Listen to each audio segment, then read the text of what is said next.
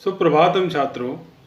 आज हम लोग एषः और एषा इन दोनों का प्रयोग सीखेंगे।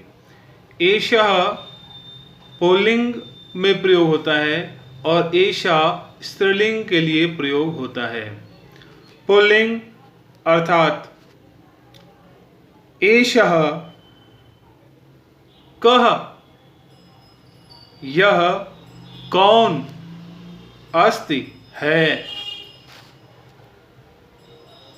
एषः कः अस्ति, यह कौन है।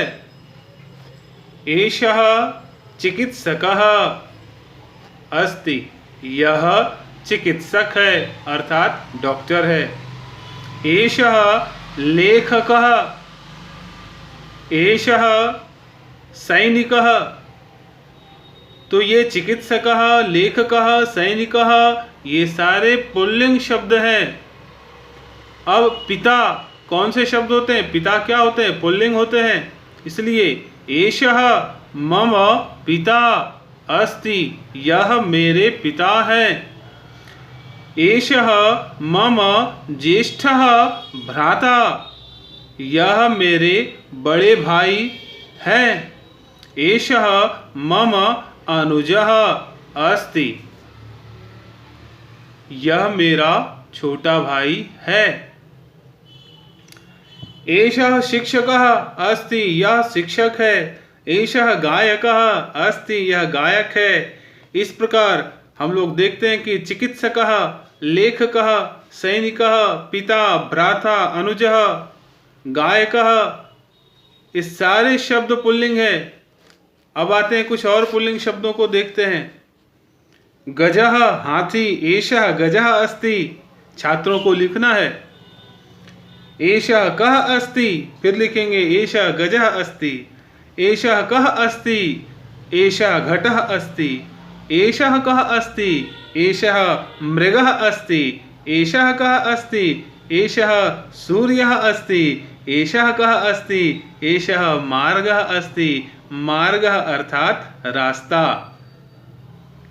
उसी प्रकार कुक्कुटः, वृक्षः, पुरुषः, मनुष्यः, ग्रामः, देवः, पर्वतः, चंद्रः, जनकः। जनकः अर्थात पिता। अश्वः, विप्रः, विप्रः अर्थात ब्राह्मण। क्षत्रियः, क्षात्रः, शिष्यः, ईश्वरः, पुत्रः, असुरः, राक्षस। असुर अर्थात राक्षस। भक्तः, सुरः, सुर अर्थात देवता। सुर अर्थात देवता, असुर अर्थात राक्षस। इस प्रकार इन सभी पुल्लिंग शब्दों में हम लोग एषः का प्रयोग करेंगे। कुछ बच्चों को ये समस्या हो सकती है कि सर वृक्षः, पर्वतः ये पुल्लिंग शब्द कैसे हैं? लेकिन ये बात समझने योग्य है कि संस्कृत में विसर्ग से युक्त अधिकांश शब्द पुल्लिंग माने जाते हैं। इसमें वैसा नहीं मानते हैं कि माउंटेन है तो नॉन लिविंग थिंग है तो वो नपुंसक लिंग में होगा। नहीं, ऐसा नहीं है। संस्कृत में लिविंग थिंग और नॉन लिविंग थिंग के आधार पर लिंग का निर्धारण नहीं होता है। अब आते हैं स्त्रीलिंग शब्द का प्रयोग। एषा, एषा का ध्यान रखिए, यहां पर हम लोग पढ़ रहे थे एषः कः। अब हम लोग पढ़ेंगे स्त्रीलिंग में एषा का अस्ति, यह कौन है।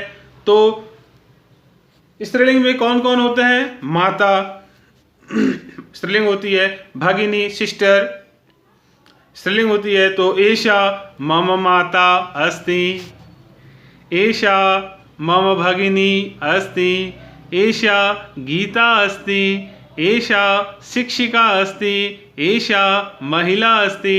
इसी प्रकार स्त्रीलिंग शब्द जैसे गंगा, सीता, उमा, तो प्रयोग कैसे करेंगे? एषा गंगा, एषा सीता, एषा उमा, एषा यमुना, एषा माया, एषा काया। काया अर्थात शरीर। एषा निशा अस्ति, एषा कन्या अस्ति, एषा कला अस्ति, एषा आज्ञा, आज्ञा अर्थात आदेश, ऑर्डर। एषा दया, एषा भाषा, एषा वसुधा, वसुधा अर्थात धरती, पृथ्वी। एषा सुधा अस्ति, सुधा अर्थात अमृत। एषा बालिका, प्रश्न पूछेंगे एषा का अस्ति, उत्तर लिखेंगे एषा बालिका अस्ति। उसी प्रकार एषा कृपा, एषा चिंता, एषा सभा, एषा सेना, एषा शिला, शिला अर्थात पत्थर।